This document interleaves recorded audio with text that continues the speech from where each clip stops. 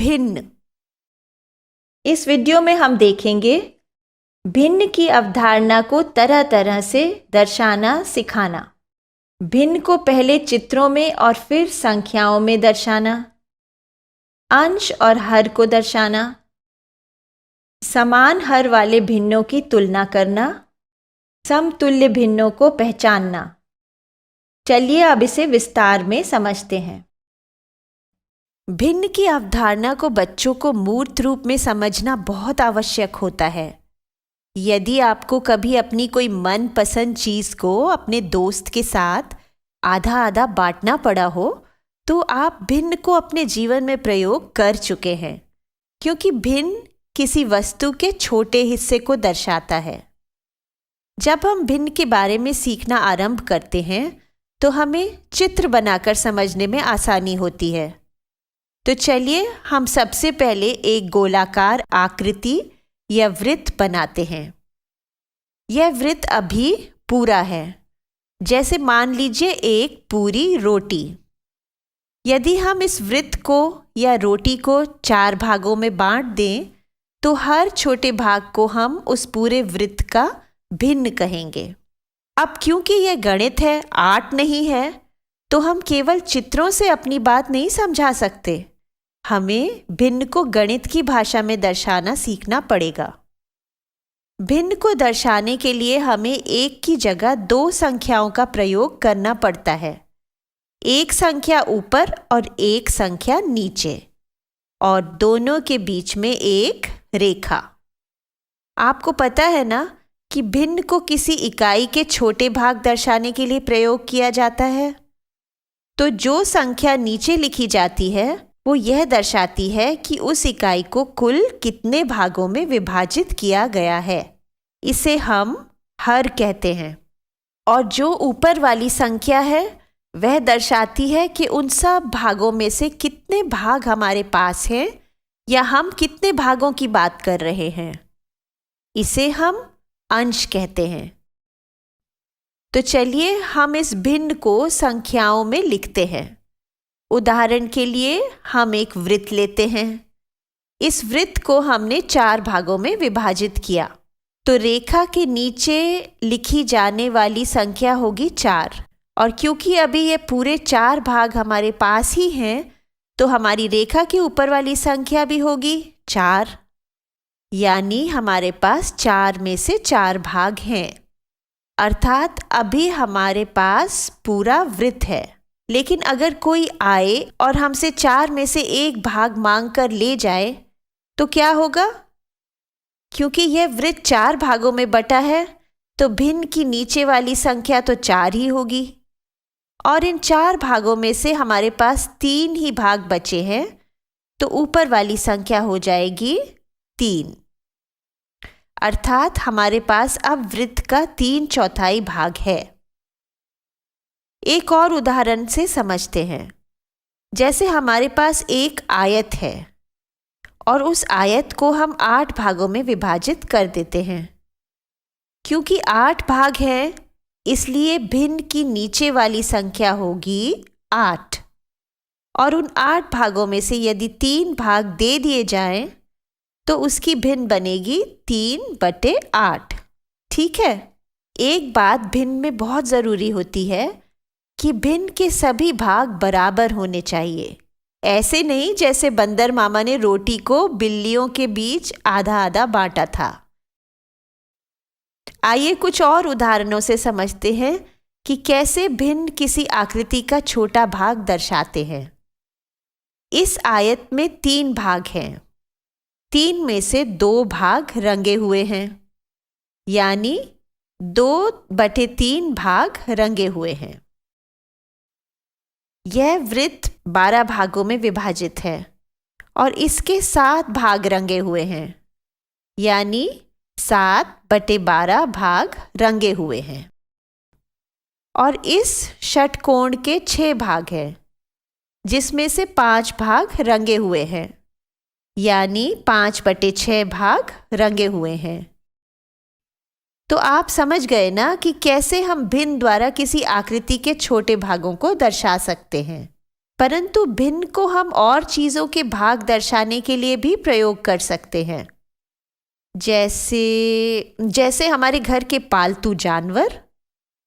मान लीजिए आपके घर में 8 पालतू जानवर हैं, जिनमें से 5 मुर्गियां, 2 बकरियां और 1 गाय है। तो हम कह सकते हैं कि आपके घर के जानवरों में 5/8 मुर्गियां हैं, 2/8 बकरियां और 1/8 गाय है। ओहो, ये घर है या तबेला? तो ठीक है, भिन्न को हम किसी चीज के छोटे छोटे हिस्से दर्शाने के लिए या इकाइयों के छोटे छोटे भाग दिखाने के लिए प्रयोग कर सकते हैं। परंतु क्या हम भिन्न को उन चीजों के लिए भी प्रयोग कर सकते हैं जो प्रत्यक्ष दिखाई नहीं देती? जैसे हमारा परीक्षा पत्र। मान लीजिए आपने गणित की परीक्षा ली है और परीक्षा के 10 प्रश्नों में से आपके 5 प्रश्न सही है, यानी आधे प्रश्न सही है और आधे गलत। मतलब आपके 5/10 अंक आए हैं। भिन्न के साथ और क्या क्या किया जा सकता है, ये भी जानना जरूरी है। सबसे पहले भिन्नों की हम आपस में तुलना करना सीखते हैं। तुलना करना मतलब यह देखना कि एक भिन्न दूसरे भिन्न से बड़ी है, छोटी है या बराबर है। यह करने के लिए भी हम पहले चित्र बनाकर देखेंगे। उदाहरण के लिए बताओ, कौन सी भिन्न बड़ी है, 3/8 या 5/8? चलिए हम चित्र बनाकर देखते हैं। हम 2 आयत के आकार के चित्र बनाते हैं और उन्हें 8 भागों में विभाजित करते हैं। 8 भाग हैं तो हर भाग पूरे आयत का 8वां हिस्सा होगा ना। अब हम पहले आयत के 3 भाग रंग देते हैं या 3/8 भाग रंग देते हैं और दूसरे आयत के 5 भाग रंग देते हैं या 5/8 भाग रंग देते हैं। चित्र बना लेने से ये साफ साफ दिख जाता है कि 5/8 3/8 से अधिक है, क्योंकि उसका अधिक भाग रंगा हुआ है। अर्थात यदि 2 भिन्नों के हर समान हो तो बड़े अंश वाली भिन्न बड़ी होती है। अब एक और चीज देखते हैं। फिर से 2 एक जैसे आयत बनाते हैं और एक को 2 भागों में बांटते हैं और दूसरे को 4 भागों में। पहले आयत का 1 भाग रंगते हैं और दूसरे आयत के 2 भाग। पहले आयत की भिन्न हुई 1/2 और दूसरे आयत की भिन्न हुई 2/4। अब दोनों को एक के ऊपर एक रखकर देखते हैं, कौन सा बड़ा है और कौन सा छोटा? अरे, ये तो दोनों ही बराबर निकले। 2 अलग अलग हर और अंश वाली भिन्न और दोनों का मान एक ही। ऐसा हो सकता है और ऐसी भिन्नों को समतुल्य भिन्न कहते हैं। उदाहरण के लिए 3/6 और 1/2, 5/10 और 1/2 या 4/16 और 1/4। अच्छा, अब देखते हैं कि भिन्नों के साथ हम और क्या क्या कर सकते हैं। हम भिन्नों को जोड़ और घटा भी सकते हैं। अभी तो हम केवल ऐसी भिन्नों को ही जोड़ना सीखेंगे जिनकी हर एक सी ही हो, जैसे 1/4 और 2/4। अब फिर से हम इन्हें समझने के लिए चित्रों का प्रयोग करेंगे। दोनों आयतों के चित्र में इन भिन्नों को देखकर ही हम बता देंगे कि इनका जोड़ क्या होगा। यह आयत भी 4 भागों में विभाजित है, तो उत्तर में 4 भाग ही होंगे। हम बस पहले आयत का 1/4 भाग लेंगे और दूसरे आयत का 2/4 भाग लेंगे और उन्हें जोड़ देंगे। ऐसे बस हो गया ना। 1/4 + 2/4 बराबर 3/4। एक और उदाहरण लेते हैं। इस बार हम 5/8 और 3/8 से जोड़ करते हैं। हम कोई भी आकार ले सकते हैं।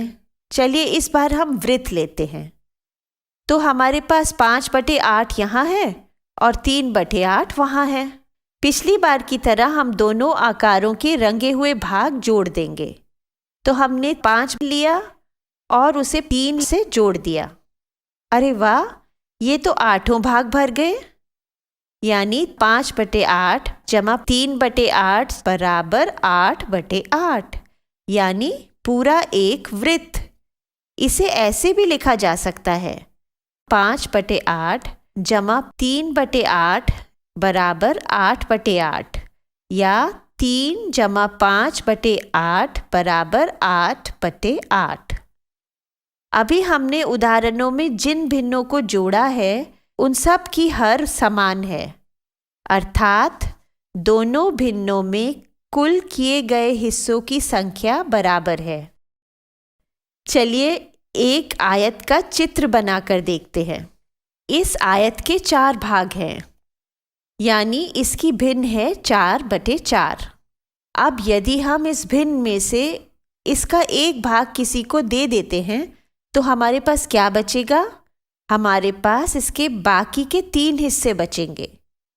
4/4 माइनस 1/4 बराबर 3/4, या 4 माइनस 1/4 बराबर 3/4। इस कक्षा में हम केवल समान हर वाली भिन्नों के बारे में ही सीखेंगे और उनका खूब अभ्यास करेंगे। आपको ये वीडियो देखकर मजा आया ना? अगर आप इस वीडियो से संबंधित अन्य संसाधन जैसे कि अन्य वीडियो, गतिविधियां, क्विज इत्यादि देखना चाहते हैं तो अभी डाउनलोड करें संपर्क स्मार्ट शाला मोबाइल एप्लीकेशन। और हाँ, अगर आपको ये वीडियो अच्छा लगा हो तो इसे जरूर लाइक करें। और भी नए नए वीडियोस देखने के लिए सब्सक्राइब बटन पर क्लिक करना न भूलें। मिलते हैं बहुत जल्द YouTube और संपर्क स्मार्ट शाला ऐप पर।